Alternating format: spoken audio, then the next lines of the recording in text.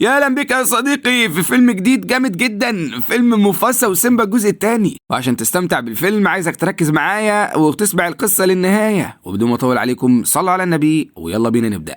بس قبل ما ندخل في الأحداث يا صديقي خلينا في السريع منه كده نفتكر اللي فات. طبعا زي ما احنا عارفين موفاسا كان مخلف ابنه سيمبا، وكلنا شفنا الصراع الشرس اللي كان بين موفاسا وأخوه سكار على الزعامة، لحد ما سكار خلى الضباع تغدر بموفاسا وتخلص عليه. وقتها سيمبا هرب وتربى بعيد عن مملكة أبوه، لكنه بعد سنين طويلة قدر يرجع ويفرض سيطرته على مملكة أبوه واتجوز نالا وخلف منها بنتهم كيارا. بتبدأ بقى الأحداث يا صديقي، وبنشوف سيمبا بيتكلم مع تيمون وبومبا وبيطلب منهم يخلوا بالهم من كيارا ويسلوا وقتها. وفعلا تيمون وبومبا مش بيتوصوا وبيروحوا لكيارا وبيبدأوا يحكوا لها حواديت. بس المشكلة ان الحواديت كلها كانت تحوير، وبومبا فضل ينخ عليها ويقول لها انه زمان هو اللي خلص على سكار ورماه من فوق الجبل وبعدها نزل اكله. لكن هو بسرعة جدا بيحصل موقف محرج لبومبا، وده لما بيتفض من مكانه بسبب صوت الرعد، وكيارا وقتها بتحس ان هي كمان خايفة جدا. لكن تيمون وبومبا بيحاولوا يشغلوها. فجأة بومبا بيقترح انه يغني لها اغنية، لكن تيمون بيقول له ان ده اقتراح مش في محله خالص،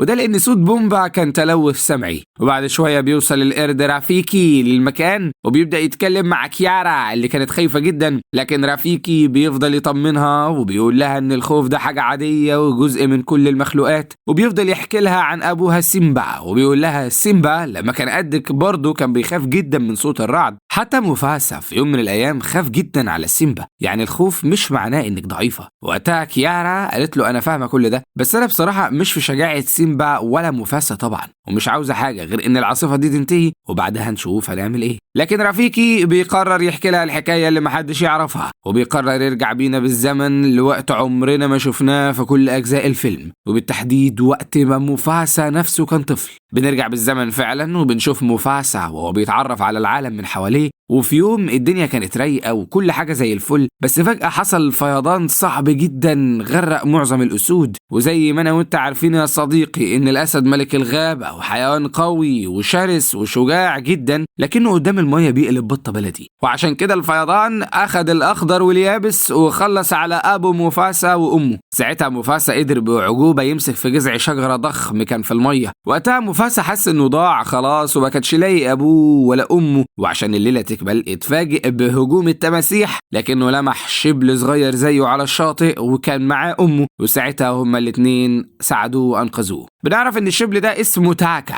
بنشوفه مع أمه بعد ما بيرجعوا للقطيع بتاعهم عشان يقابلوا زعيم القطيع اللي بنعرف ان اسمه أوباسي. والمشكلة في كل ده بقى يا صديقي هي انه موفاسا ما كانش قادر يستوعب ان أبوه وأمه كده خلاص راحوا ومش راجعين تاني، ده غير انه طبعا ما كانش مرحب بيه قوي في القطيع الجديد، وبالذات من أوباسي اللي بنعرف انه يبقى ابو تاكا. وعشان كده فضل يتكلم مع مراته وقال لها وجود الشبل ده وسطنا مش كويس، لانه ممكن لما يكبر يطمع وياخد السلطة من ابننا. وبالرغم من كل الجو ده لكن موفاسا ببراءة الطفولة وقتها كان شايف انه بيحب تاكا، وبرضه يا صديقي تاكا كان بيحبه. عشان كده أوباسي قرر يعمل مسابقة بينهم بشرط ان موفاسا لو خسر يسيب المكان. لكننا بنشوف شجاعة كبيرة جدا من موفاسا، وبالرغم من ان تاكا كان قوي وسريع لكن موفاسا قدر يكسب، لكنه ما كانش مهتم بالمكسب ده، وكل اللي كان عاوزه انه يلاقي حد يلعب معاه. وعشان كده ام تاكا كانت مصممة على جوزها انه يسيب موفاسا وسطهم، خصوصا لانها عرفت من موفاسا انه فقد اهله في الفيضان. عدت الايام يا صديقي وموفاسا كبر وبقى شاب، وبالرغم من ان أوباسي كان حريص ان موفاسا يبعد عن ذكور القطيع ويفضل دايما مع الاناث عشان دماغه ما توزوش في يوم من الايام على الحكم، لكن موفاسا وتاكا كانوا صحاب جدا ودايما بيلعبوا مع بعض من وراء أوباسي. وفي يوم اناث القطيع قرروا يروحوا يصطادوا، وبالصدفه موفاسا كان مع ام تاكي بيشتكي لها من أوباسي وبيقول لها انا خلاص ما بقتش عاوز افضل موجود معاكم ولا بفكر اساسا في اني اكون ملك، وكل الحكاية إني بتمنى أقابل أسرتي وعندي أمل لحد دلوقتي إنهم يكونوا لسه موجودين.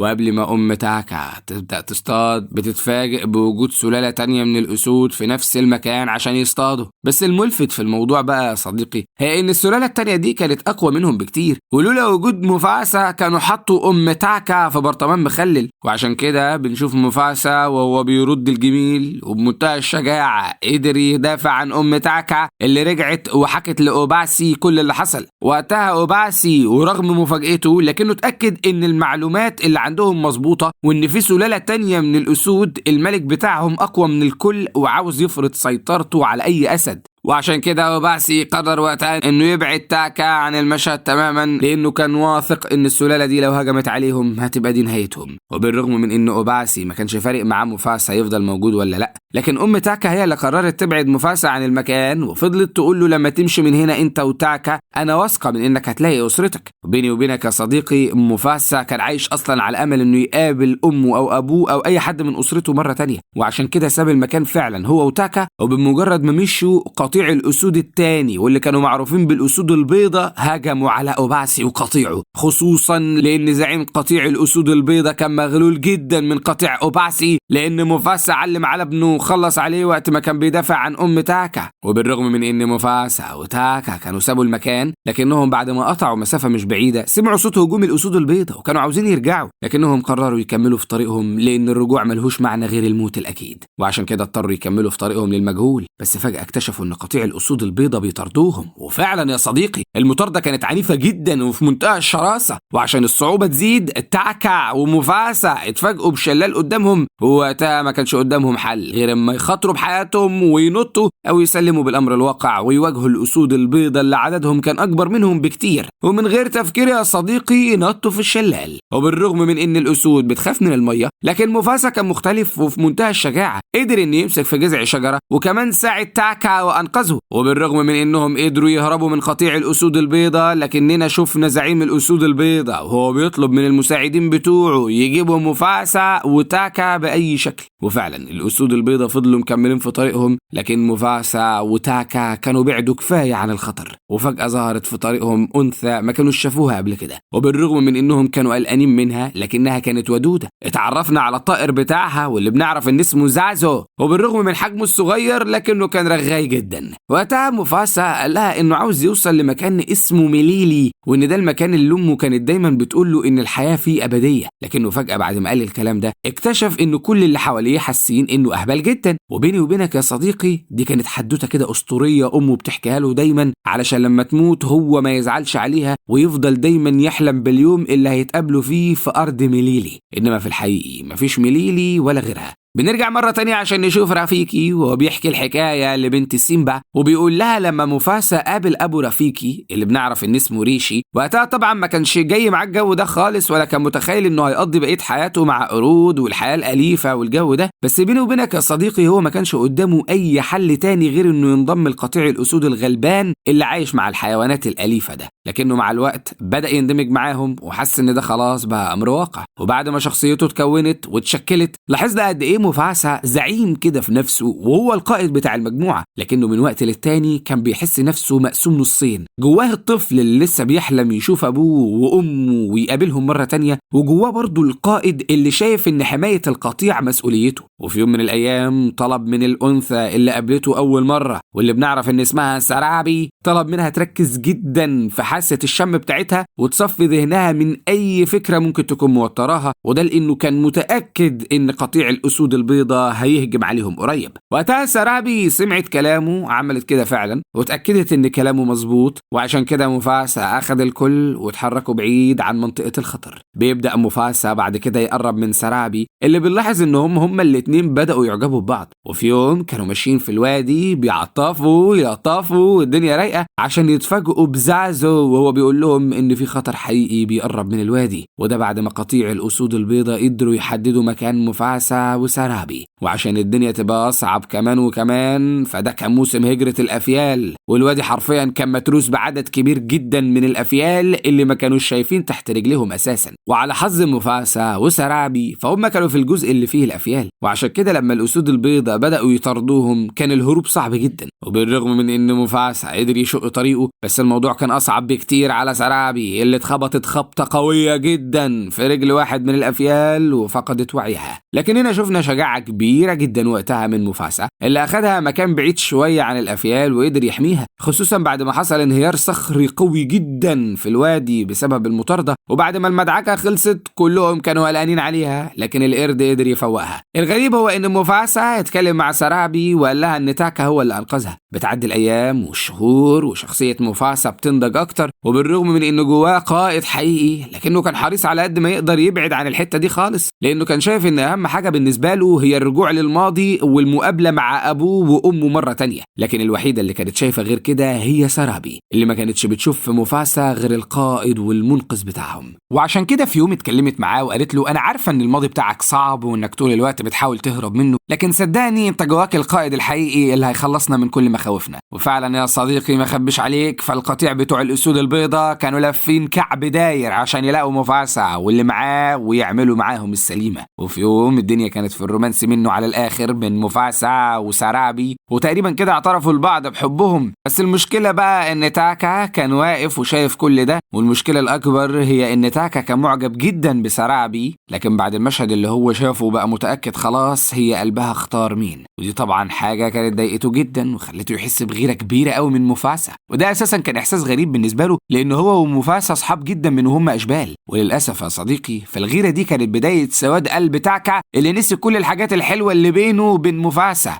وفي يوم برد جدا من فصل الشتاء وسط الجليد بنشوف تاكا وهو ماشي هيمان وزعلان جدا ان سرابي ما اختارتوش هو. فجأة توازنه اختل ووقع من فوق قمة جليدية عالية عشان يلاقي مفاجأة ما كانتش ألطف حاجة خالص مستنياه، وده لما شاف قطيع الأسود البيضاء محاوطينه وناويين يعملوا عليه حفلة. لكن الكلام اللي تاكا قاله وقتها كان غريب جدا، وده لما اتكلم مع زعيم القطيع وقال له انا عاوزك تبعد عني لاني من سلالة ملكية وخليك في اللي سبب لك مشاكل اكتر. انت اكيد فاهم اني بتكلم عن مفاسا اللي علم عليك في ابنك ووصلك لحد هنا، ولو عايز رأيي فمفاسا لو ملهاش حد يوقفه عند حده انا واثق انه هيبقى الملك الاسد الحقيقي وهيعلم عليك انت شخصيا. وقتها زعيم قطيع الاسود البيضاء واللي كان الاسد الملك في الوقت ده حس انه هيتجنن وان الدم فاير في عروقه، وعشان كده قرر بمساعدة تاكا انه يخلص على مفاسا ايا كان الثمن. كلمة من هنا على كلمة من هناك يا صديقي. تاكا قال لزعيم قطيع الاسود البيضاء انا بسبب مفاسا فقدت ابويا،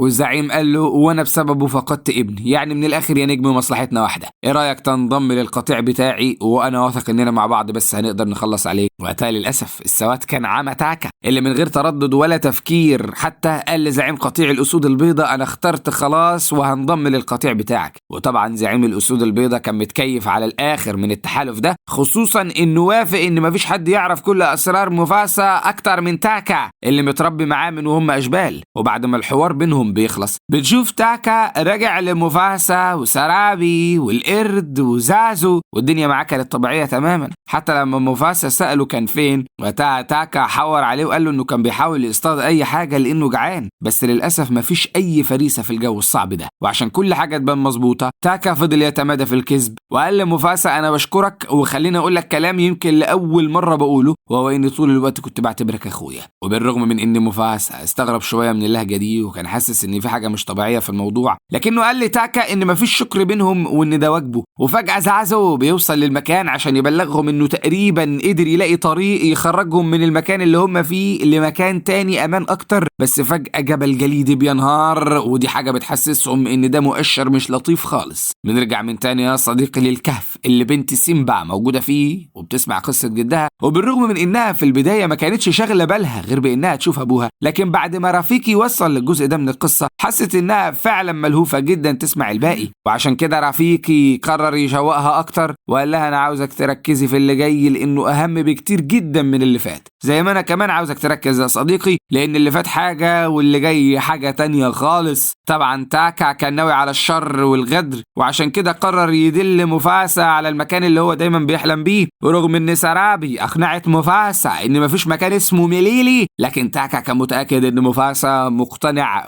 كفاية بحاجة زي دي، وعلشان كده قال له ولا تشغل بالك يا عمنا، أنا الوحيد اللي عارف طريق مليلي وهوصلك هناك. وفعلا قدر يقنعه بطريق سري موجود بين الوديان. وبعد شهور تاكا ومفاسا ومعهم سرابي وزازو والقرد وصلوا الأرض في منتهى الجمال، لدرجة إن مفاسا بمجرد ما شافها اتأكد إن دي مليلي، العالم الجميل اللا منتهي اللي أمه كانت دايما بتكلمه عنه. وقتها مفاسا ما كانش مصدق عينيه، وكأنه رجع طفل مرة تانية وبقى بيشوف أمه في كل شبر من المكان. أما القرد فبدأ يتكلم معاه وقال له في أحلامي دايما كنت بشوف إننا هنوصل هنا، لكني كمان كنت بشوف حاجة تانية وهي إنك هتبقى ملك المكان ده. وقتها مفاسا كان مستغرب شوية من الكلام وحاسس إنه مش مؤهل يبقى الملك، لكنه اتفاجئ بعدها بمعظم الحيوانات اللي موجودة هناك وهم بيتكلموا معاه وبيقولوا له إنه وجوده في المكان ده خطر وإنه غالبا اتعرض للخداع. وقبل ما مفاسا يقدر يفكر حتى في كلامهم استغرب جدا لما سمع صوت زئير، واتأكد وقتها إن في حاجة مش مظبوطة وإنه اتغدر بيه، خصوصا لما شاف قطيع الأسود البيضة وهم محوطينه. وفي الوقت اللي مفاسا كان مستني يسند فيه على اللي بيعتبره أخوه اللي هو تاكا طبعا، اتفاجئ بتاكا وهو بيرجع لورا عشان يقرب من قائد قطيع الأسود البيضة. وبالرغم من إن مفاسا كان بيكدب عينيه ومش قادر يصدق نفسه، لكن تاكا ما ادالوش وقت طويل يحتار. وده لما قائد الأسود البيضة بدأ يتكلم وقال له تاكا خلاص بقى واحد مننا وهو اللي دلنا على طريقك وسلمك لينا. وقتها مفاسا حس إنه انتهى، وده مش عشان خايف من المعركة لكن عشان حس بمرارة الغدر،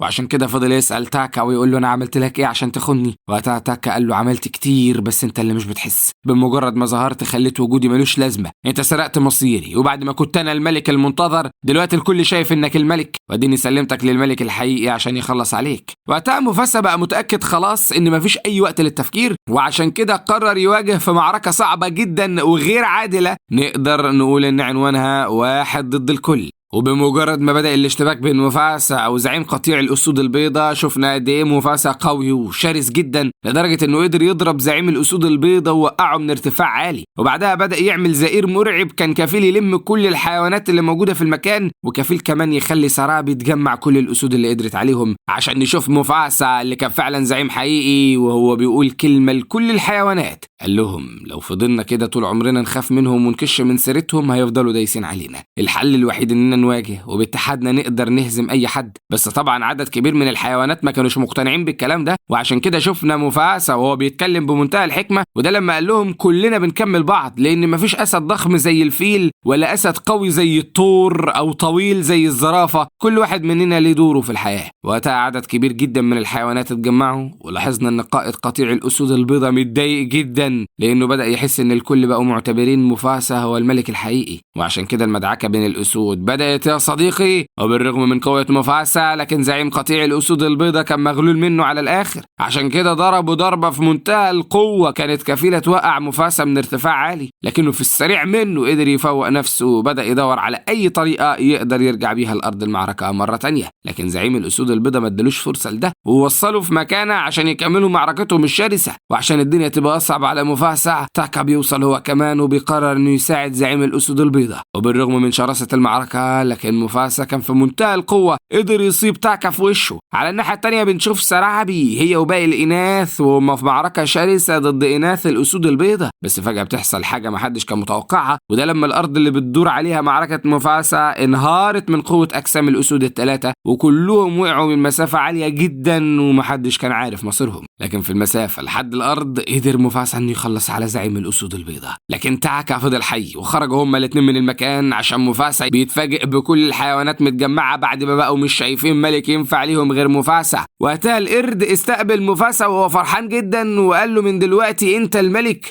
وبالرغم من ان مفاسا فضل يقول له انا الدماء الملكية مش بتجري في عروقي، لكن القرد قال له عمرها ما كانت بالكلام ده، وطالما قدرت تجمع كل الحيوانات دي تبقى انت الملك الحقيقي. وبعدها صديقي مفاسا اتفاجئ اجمل مفاجأة في الفيلم، وده لما لقى امه واقفة قدامه وبتقول له انا كنت متأكدة ان اليوم ده هيجي، وهو جه فعلا وانت ملك مليلي اللي طول عمري كنت بقول لك انك هتبقى ملكها. ولما سألها عن ابوها قالت له خلاص ما بقاش موجود لكنه عايش جواك. اما بالنسبة لتاكا مفاسا سماه سكار وقرر يخليه يعيش بعيد عنهم. وفي آخر مشهد من الفيلم بنشوف رفيقي وهو بيختم القصة لحفيدة مفاسا وبيقول لها انت من سلالة عظيمة جدا، وكل ما تحسي انك عاوزة تشوفي حد منهم افتكري كل الحكايات دي عشان تبقي عارفة دايما انت مين. هنا بيخلص الفيلم. ما تنساش بقى لو الفيلم عجبك يا صديقي تحط لايك، تسيب كومنت وتفعل زر الجرس عشان يوصلك كل جديد. سلام.